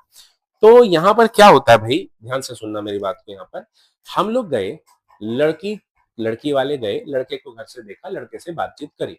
अब अगला प्रोसेस यहाँ से शुरू होता है। खाली लड़के से मिल करके पूरा काम नहीं हो गया, अगला प्रोसेस यहीं से स्टार्ट होता है। नेक्स्ट डे या उसके अगले दिन हम लोग लड़के के घर पे गुप्तचर छोड़ देते हैं। गुप्तचर मतलब जो जाएंगे और पड़ोसियों से पूछ करके पता करेंगे आखिर लड़का कैसा है। देखो आपसे ज्यादा ना आपके बारे में आपके पड़ोसियों को पता है। पड़ोसी ये जानता है ये लड़का कब आता है, कब जाता है, कितने बजे, कौन सा नशा करता है, कैसे दोस्त है, एवरीथिंग अबाउट यू। तो शादी होने के बाद, शादी की जब बात तय होती है, तो लड़के के घर पे गुप्तचर छोड़े जाते हैं। ये आपके पड़ोसियों से पता लगाएंगे आपके बारे में। अगर पड़ोसियों ने आपके बारे में अच्छा बोला, आपके बारे में अच्छा जवाब दिया, अच्छी अच्छी बातें बोली, तब तो आपकी शादी तय है। लेकिन अगर पड़ोसियों ने आपके खिलाफ जहर उगल दिया, भाई जो भी प्रॉब्लम्स हैं, आप जो करते हो बुरा काम, वो बता दिया, तो शादी बिल्कुल नहीं हो सकती। तो अब जरा यहाँ पर आके देखो, अल्फा हाइड्रोजन का मतलब है जिस कार्बन पे फ्री रेडिकल है उसका पड़ोसी कार्बन अल्फा कार्बन है, मेरा पड़ोसी मेरा अल्फा कार्बन हुआ, तो इस कार्बन का पड़ोसी तो हाइड्रोजन, हाइड्रोजन तो खुद इसी पे लगा हुआ है, इसका कोई पड़ोसी नहीं है यार। अगर पड़ोसी ही नहीं है तो कोई अल्फा कार्बन नहीं है, और अल्फा कार्बन नहीं है तो अल्फा कार्बन पे जो हाइड्रोजन होते हैं वही नहीं है, तो यानी जीरो अल्फा हाइड्रोजन है इसके पास। मतलब इसके बारे में जीरो अच्छी बातें पता लगी। जरा इस पे आते हैं। जिस कार्बन पे डॉट है इसका पड़ोसी कार्बन देखो ऊपर है एक कार्बन, और उसके पास 3 हाइड्रोजन है, मतलब 3 अच्छी बातें बताई इसने लड़के के बारे में। तो यहाँ पर 3 अल्फा हाइड्रोजन है, ध्यान रखना भाई, इस अल्फा हाइड्रोजन को मत गिन लेना, ये तो इसके खुद के कार्बन के हैं, खुद के, मेरे खुद के घर वाले तो मेरे बारे में अच्छी अच्छी बातें बोलेंगे ना भर भर के, कि भाई मेरा लड़का इतना अच्छा है, मेरा ये है वो। अपना परिवार हमेशा अच्छा बताता है, बुरा बताएगा पड़ोसी, तो पड़ोसी अल्फा कार्बन को पकड़ना है। इस पे आ जाओ, जिस कार्बन पे फ्री डॉट है उसके पास 2 कार्बन अटैच्ड है, 2 पड़ोसी हैं इसके, और दोनों पड़ोसी ने 3-3 हाइड्रोजन दिए, मतलब 3-6 अच्छी बातें बताई, 6 अल्फा हाइड्रोजन। यहाँ पे तीनों पड़ोसी ने 3-3-3 यानी 9 अच्छी बातें बताई। सबसे ज्यादा चांसेस किसके हैं शादी के? 9 अल्फा हाइड्रोजन, इसकी शादी पहले होगी क्योंकि 9 अच्छी बातें पता लगी इसके बारे में। अच्छा, इसके क्या हाल है? 0 अल्फा, पड़ोसी ही नहीं है, जंगल में रहता है, पड़ोसी नहीं है। जिसके पड़ोसी नहीं है वहां आप अपनी बेटी की शादी नहीं करोगे, बहन की शादी नहीं करोगे।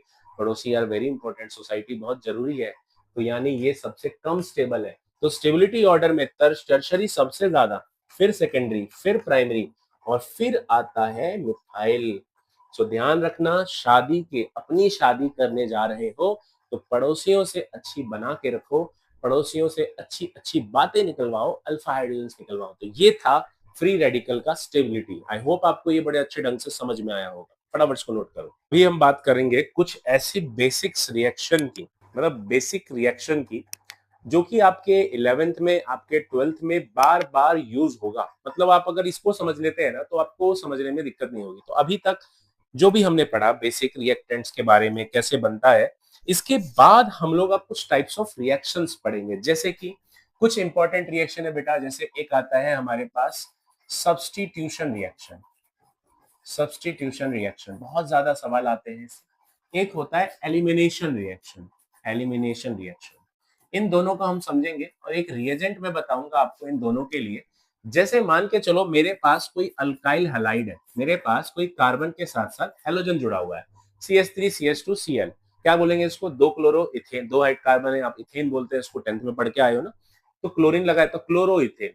इस क्लोरो इथेन में अगर मैंने मिलाया एक्वस KOH, तो ये क्या काम करेगा? OH वाला Cl को हटाएगा, सब्सटीट्यूट करेगा, और उसकी जगह खुद बैठ जाएगा, और साथ में KCl हो जाएगा। मतलब यहाँ पर क्या हुआ? सब्सटीट्यूशन हुआ है। OH ने क्या किया? Cl को सब्सटीट्यूट किया। इसको हम बोलते हैं बेटा सब्सटीट्यूशन रिएक्शन।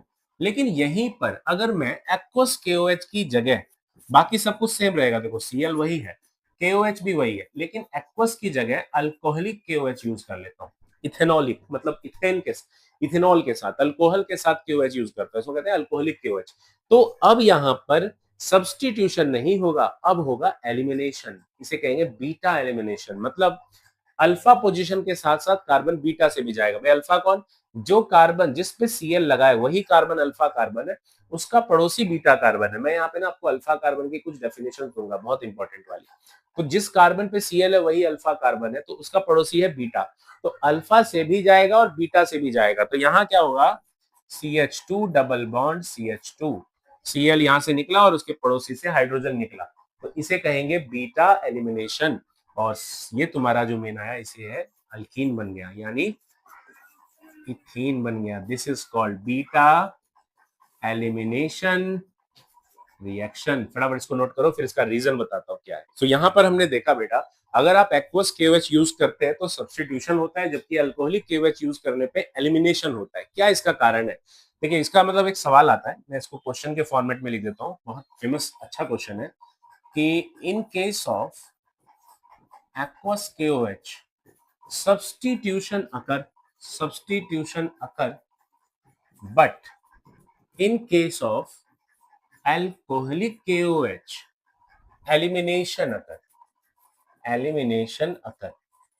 why? ऐसा क्या हो गया कि एलिमिनेशन हो गया? देखो, इसका जवाब इसके फॉर्मूले में छुपा है। एक्वस KOH को अगर मैं ब्रेक करूं तो K प्लस और OH माइनस अलग होगा, करेक्ट। ये OH माइनस आया। लेकिन अगर मैं अल्कोहलिक KOH को अलग करूं तो इसमें क्या निकलेगा, अल्कोहल का CH3 CH2O माइनस, एक तो नेगेटिव चार्ज ये होगा और दूसरा OH माइनस का आएगा, यानी कि एक न्यूक्लियोफाइल तो ये है और दूसरा न्यूक्लियोफाइल ये है, राइट। जबकि इस वाले में न्यूक्लियोफाइल सिर्फ OH माइनस में है, राइट। यानी कि एक्वस KOH करने पे सिर्फ एक न्यूक्लियोफाइल बनता है, वो है OH माइनस। लेकिन अल्कोहलिक KOH में दो दो न्यूक्लियोफाइल होते हैं। इसको एक तो हमारा CH3 CH2 माइनस, इसको बोलेंगे अल्कोक्साइड। एक तो हमारा अल्कोक्साइड आयन और दूसरा हमारा OH माइनस हाइड्रोक्साइड आयन, तो दो न्यूक्लियोफाइल है। सो वी कैन से कि in case of alcoholic KOH nucleophilicity बढ़ जाती है, nucleophilicity will increase and hence elimination occur. इसी कारण से एलिमिनेशन होता है, ठीक है। न्यूक्लियोफिलिसिटी बढ़ गई, न्यूक्लियोफिलिसिटी इंक्रीज हो गई, जिसके कारण से यहां पर एलिमिनेशन हुआ। ये था हमारा रीजन इसका।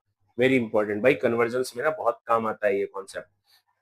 फिर एक रिएक्शन है आपको जो अंडरस्टूड करना है, दैट इज मार्कोव-निकोव। ये मेन है बेटा, जो 11th 12th दोनों के लिए इंपॉर्टेंट है। मार्कोव-निकोव रिएक्शन, इसे it's a type of addition reaction. Addition होता है, जैसे मेरे पास कोई डबल बॉन्ड है, लेट्स सपोज ये है, यहाँ पे एक हाइड्रोजन आएगा, CH डबल बॉन्ड CH2, ये आ गया। कार्बन 4 बॉन्ड ही बनाता है ना, तो इसलिए यहाँ पे ये आ गया। अब मैं इसमें ऐड कर रहा हूँ HBr, ठीक है, हाइड्रोजन ब्रोमाइड ऐड करते हैं। सो समझो मार्कोव-निकोव ने क्या बोला। मार्कोव-निकोव कहता है नेगेटिव पार्ट वहां जाएगा जहां कम हाइड्रोजन एटम है। जैसे डबल बॉन्ड में इस पे एक हाइड्रोजन, इस पे दो हाइड्रोजन है, तो Br नेगेटिव वहीं जाएगा जहां कम हाइड्रोजन है, यानी इस वाले पे, और ये बना लेगा CH3C, यहाँ Br आ गया H और यहाँ पे H चला गया CH3, तो ये बन गया। बहुत इंपॉर्टेंट रिएक्शन। अच्छा, ऐसा हुआ क्यों? अगर इसका कारण जानना हो तो भाई देखो, इसको ना मैकेनिज्म से समझो। ये जो हमारे पास डबल बॉन्ड था, डबल बॉन्ड की शिफ्टिंग या तो यहां हो सकती है या यहां हो सकती है। अगर मान के चलो बच्चों, अगर डबल बॉन्ड की शिफ्टिंग इस तरफ हो गई तो इस पे नेगेटिव चार्ज आ गया और इस पे पॉजिटिव चार्ज आ गया, है कि नहीं। और अगर डबल बॉन्ड की शिफ्टिंग इस तरफ हो गई तो इस केस में यहां पर नेगेटिव चार्ज आ गया और यहां पर पॉजिटिव चार्ज आ गया। अगर मैं कार्बोकेटाइन की स्टेबिलिटी के हिसाब से देखूं तो इसमें देखो दो हाइड्रोजन और एक तरफ कार्बन है, मतलब ये प्राइमरी कार्बोकेटाइन है। जबकि इसमें देखो जिसपे प्लस चार्ज है उसके इधर भी कार्बन इधर भी कार्बन, तो ये क्या है, secondary carbocation. Out of secondary primary कौन ज्यादा स्टेबल होता है कार्बोकेटाइन में? अभी पढ़ा था मैंने, बेटी की शादी, तो बेटा सेकेंडरी ज्यादा स्टेबल होता है। यही कारण है कि ये वाली शिफ्टिंग होगी, मतलब प्लस चार्ज इस वाले पे आएगा और जिस पे प्लस आएगा नेगेटिव उसी पे तो अट्रैक्ट करेगा। तो ये इसका कारण है। मतलब देखो, जो आपने कार्बोकेटाइन का बेसिक पढ़ा वही आपके यहाँ पर काम आया इस कॉन्सेप्ट को समझने में। So this was Markovnikov rule. ऐसे ही आता है अगला रिएक्शन जिसे हम कहते हैं एंटी मार्कोव-निकोव, एंटी मार्कोव-निकोव एडिशन रिएक्शन, या इसका एक और नाम है, दिस इज आल्सो कॉल्ड खराश इफेक्ट। हाँ भाई, गले की खराश, तो गले की खराश इफेक्ट, दिस इज खराश इफेक्ट। ये उल्टा होता है मार्कोव-निकोव का। यहाँ पर जहां डबल बॉन्ड में ज्यादा हाइड्रोजन है, जैसे HBr, सब कुछ सेम है, बस यहाँ पे ना आपको पेरोक्साइड लिखा होगा, पेरोक्साइड आयन। तो पेरोक्साइड जब डालते हैं, पेरोक्साइड आयन डालते हैं, तो मार्कोव-निकोव की जगह एंटी मार्कोव-निकोव होता है। मतलब नेगेटिव पार्ट अब वहां जाता है जहां ज्यादा हाइड्रोजन है। मतलब अगर कभी आपको ज्यादा वाले पे रिएक्शन में जोड़ना हो तो आप एंटी मार्कोव-निकोव कर सकते हैं। दूसरे पे H जाएगा, नेगेटिव पार्ट ज्यादा हाइड्रोजन पे जाएगा। तो ये था एंटी मार्कोव-निकोव रिएक्शन। नेक्स्ट इसके बाद जो इंपॉर्टेंट रिएक्शन है वो है हमारी Friedel craft, Friedel craft reaction. तो क्लास 11th वालों और 12th वालों बड़े ध्यान से इस वीडियो को समझना। फ्रीडल क्राफ्ट के दो रिएक्शन है बच्चों, फ्रीडल क्राफ्ट अल्काइलेशन और एक होता है फ्रीडल क्राफ्ट असाइलेशन। अब ये दोनों क्या है? अल्काइलेशन का मतलब है अल्काइल ग्रुप आप जोड़ने वाले हो बेंजीन पर। जैसे हमारे पास बेंजीन रिंग है, लेट्स सपोज, मैं उसमें CH3Cl क्लोरोमीथेन जोड़ता हूं in presence of anhydrous AlCl3। तो क्या होता है? अब जरा पहले इसका मैकेनिज्म से समझते हैं। जो भी मैंने आपको पढ़ाया ना, देखो यहाँ पे कैसे यूज होगा। ये जो CH3Cl है, ये जब AlCl3 के साथ रिएक्ट करता है, aluminium chloride, it's an electrophile और न्यूक्लियोफाइल। इसका ऑक्टेट पूरा नहीं है AlCl3 का, आसपास 6 इलेक्ट्रॉन है, तो मैंने आपको स्टार्टिंग में बताया था ये एग्जांपल AlCl3 वाला इलेक्ट्रोफाइल है ये। मैंने आपको इलेक्ट्रोफाइल के जब एग्जांपल्स लिखवाए थे तो मैंने उसमें न्यूट्रल इलेक्ट्रोफाइल में पहले ही नंबर पे आपको AlCl3 बोला था, है ना। यानी AlCl3 क्या है? It's a electrophile. तो इस इलेक्ट्रोफाइल का काम है, इलेक्ट्रॉन चाहिए इसको, इट इज इलेक्ट्रॉन लविंग। तो CH3Cl के Cl माइनस को ये एक्सेप्ट करेगा और बन जाएगा AlCl4 माइनस, ऑक्टेट पूरा हो गया। बट क्योंकि इसने नेगेटिव चार्ज ले लिया तो बच्चे CH3 पे प्लस चार्ज बच गया, ये हो गया मेरा इलेक्ट्रोफाइल। और हमने पढ़ा था बेंजीन रिंग हमेशा इलेक्ट्रोफिलिक सब्स्टिट्यूशन रिएक्शन जाता है, ज्यादा पुराना नहीं। अभी जस्ट मैंने आपको 5 से 10 मिनट पहले जब मैंने आपको रेजोनेंस पढ़ाया था तो मैंने वहां पर ये लाइन लिखी थी कि benzene ring always undergoes electrophilic substitution reaction. ये वाली लाइन हम लोग अब यूज कर रहे हैं। तो बेंजीन रिंग पे हमेशा कौन रिएक्ट करता है? हमेशा रिएक्ट करता है इलेक्ट्रोफाइल। यानी ये जो CH3 पॉजिटिव है ये सीधा जाएगा और आपके बेंजीन रिंग पे अटैच हो जाएगा। ये बन गया बच्चों टॉलिन, यही हो गया टॉलिन। और यही है हमारा Friedel Crafts alkylation. Very easy to understand ना। अब देखो फ्रिडल क्राफ्ट असाइलेशन समझते हैं। फ्रिडल क्राफ्ट असाइलेशन, अब असाइल ग्रुप क्या है? तो वही बेंजीन रिंग लेना, इस बेंजीन रिंग पे ऐड करूंगा CH3C double bond O Cl, इसे कहते हैं असाइल क्लोराइड। ये है मेरा acyl chloride. Acyl chloride in presence of anhydrous AlCl3। Same process mechanism में जाओगे तो AlCl3 क्योंकि एक न्यूट्रल इलेक्ट्रोफाइल है, ये असाइल वाले क्लोरीन को अपनी तरफ अट्रैक्ट करके AlCl4 माइनस बना लेगा और आपके असाइल कार्बन पे पॉजिटिव चार्ज आ जाएगा, ये बन जाएगा। अब जैसा कि आपने पढ़ा अगर ये इलेक्ट्रोफाइल है तो यही बेंजीन पे अटैक करता है, यानी कि आपके बेंजीन रिंग के ऊपर क्या बन जाएगा भाई? C double bond O CH3, वही कार्बन जोड़ना जिसपे पॉजिटिव चार्ज है O वाले पे, तो वो आपने जोड़ दिया, ये आपका बन गया एसिटोफिनॉन। इसको बोलते हैं एसिटोफिनॉन, सिंपल है। This is called Friedel Crafts acylation.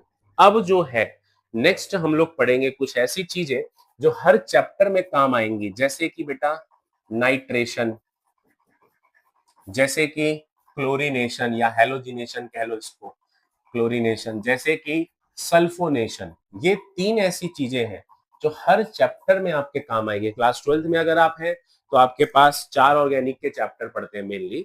Alkyl halide वाला चैप्टर है, बिल्कोहल फिनॉल है, अल्डिहाइड कीटोन्स है और अमाइंस है। इन चारों ही चैप्टर के अंदर आपको ये 4 चीजें, ये 3 चीजें करनी है। वैसे ही क्लास 11th में आप है तो ये तीनों टॉपिक्स आपके में एडेड है। जो आपका सेकंड चैप्टर है जनरल ऑर्गेनिक प्रिंसिपल के बाद वाला हाइड्रोकार्बन, उसमें आप लोग ये तीनों चीजें पढ़ेंगे। तो क्या है इसमें? नाइट्रेशन के अंदर बेंजीन का रिएक्शन कंसंट्रेटेड नाइट्रिक एसिड के साथ किया जाता है। जैसा कि मैंने आपको बोला बेंजीन रिंग हमेशा इलेक्ट्रोफाइल को ऐड करेगा अपने अंदर। तो HNO3 में क्या दो चीजें हैं? OH माइनस और क्या बचा? NO2 प्लस, है ना। देखो भाई HNO3 है तो यह HNO, तो यहाँ पे एक 3 HNO3, तो OH माइनस अलग NO2 प्लस अलग, तो जो प्लस वाला पार्ट है वही अटैक करता है बेंजीन पे, यानी यहाँ पर बन जाएगा नाइट्रोबेंजीन। ये हो गया बच्चे नाइट्रेशन। ऐसे ही नंबर 2 पे क्लोरीनेशन अगर करना है तो बेंजीन में ऐड करो Cl2, क्लोरीन ऐड करो in presence of anhydrous AlCl3। अभी बताया था मैंने आपको कि AlCl3 हमेशा एक इलेक्ट्रोफाइल है, क्या बनने की कोशिश करेगा? AlCl4 minus. तो एक Cl माइनस को ले लिया तो एक Cl प्लस बचा, और क्लोरीन पे प्लस मतलब इलेक्ट्रोफाइल, तो बेंजीन रिंग पे वही पॉजिटिव चार्ज अट्रैक्ट करेगा और आपका क्लोरोबेंजीन बन जाएगा। ये बन गया क्लोरोबेंजीन, राइट। बात अगर सल्फोनेशन की करें तो सल्फोनेशन में खाली H2SO4 डालेंगे। देखो नाइट्रेशन में ना HNO3 के साथ H2SO4 भी डाल लेना, एसिड के साथ ही होता है। तो सल्फोनेशन के अंदर सीधा सीधा H2SO4 मिलाओ भाई। H2SO4 में फिर दो चीजें बनेंगी, OH माइनस और SO3H पॉजिटिव। तो प्लस चार्ज किस पे है? SO3H पे। ये अटैक करेगा बेंजीन पे, पॉजिटिव चार्ज हमेशा इलेक्ट्रोफाइल ही अटैक करता है। तो ये हो गया SO3H, बेंजीन सल्फोनिक एसिड, ये आपका बन गया बेंजीन सल्फोनिक एसिड। तो आपको मैंने मेन सारी चीजें ऑर्गेनिक की करा दी है। इतना करने के बाद ऑर्गेनिक में आपको कहीं कोई दिक्कत नहीं होगी, चाहे क्लास 11th की ऑर्गेनिक हो, चाहे क्लास 12th की ऑर्गेनिक हो। ये बेसिक है। 12th क्लास में अगर आप ऑर्गेनिक केमिस्ट्री स्टार्ट कर रहे हो ना, तो इस वीडियो को जरूर देखना, इससे आपका पूरा 11th रिफ्रेश हो जाएगा। इसके अलावा कुछ करने की जरूरत नहीं है, सीधा अपना कॉन्सेप्ट स्टार्ट कर दो, मतलब 12th क्लास का स्टार्ट कर दो, पुराना 11th की ऑर्गेनिक पढ़ने की जरूरत नहीं है। सिर्फ ये वीडियो देखना है, आपकी ऑर्गेनिक परफेक्ट हो जाएगी 100%, और आप पूरे पूरे नंबर ले पाएंगे ऑर्गेनिक में। तो ये था रवि मिश्रा के साथ आपकी केमिस्ट्री। मिलते हैं अगले वीडियो में।